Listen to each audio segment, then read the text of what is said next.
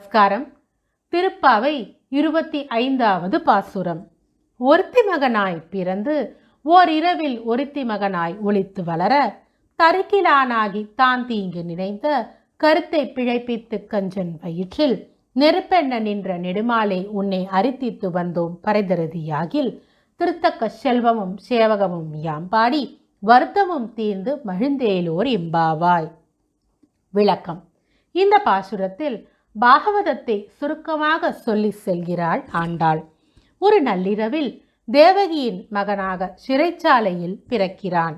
ஆனால் உடனே அந்த இரவிலேயே யசோதைக்கு மகனாக கோகுலம் போய்விடுகிறான். அங்கு தாய்மாமன் கம்சன் கண்ணில் படாமல் ஒளிந்து வளர்கிறான். நேர்மையில்லாத தீங்கு நினைத்து தன்னை கொல்ல பல முயற்சி செய்த கம்சனுக்கு சிம்ம சொப்பனமாய் அவன் வயிற்றிலே நெருப்பென நின்றான் நொடியவன் கண்ணன்.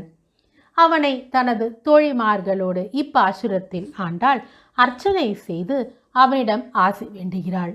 என்ன வரம்? ஆசைப்பட்ட செல்வம் மற்றும் இறைவனுக்கு சேவை செய்யும் பாக்கியம். இது இரண்டும் கிடைத்துவிட்டால் வருத்தம் நீங்கி மகிழ்ச்சி கிடைக்கும் என்கிறாள்.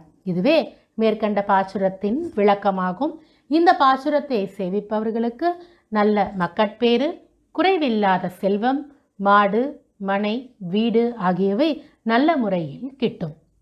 மீண்டும் ஒரு முறை இந்த பாசுரத்தை சேர்ந்து சேவிப்போமா? ஒருத்தி மகனாய் பிறந்து ஓரிரவில் ஒருத்தி மகனாய் ஒளித்து வளர தருக்கிலானாகி தான் தீங்கு நினைத்த கருத்தை பிழைப்பித்து கஞ்சன் வயிற்றில் நெருப்பெண்ண நின்ற நெடுமாலே உன்னை அரித்தித்து வந்தோம் பரதரதியாகில் திருத்தக்க செல்வமும் சேவகமும் யாம்பாடி வருத்தமும் தீர்ந்து மகிழ்ந்தேலோர் இம்பாவாய். நன்றி. ஸ்ரீவில்லிபுத்தூர் ஸ்ரீ ஆண்டாள் ரங்கமன்னார் திருவடிகளே சரணம். கோதா காந்தஸ்மரணம். ஜெய் ஜெய் ரங்கரங்கா.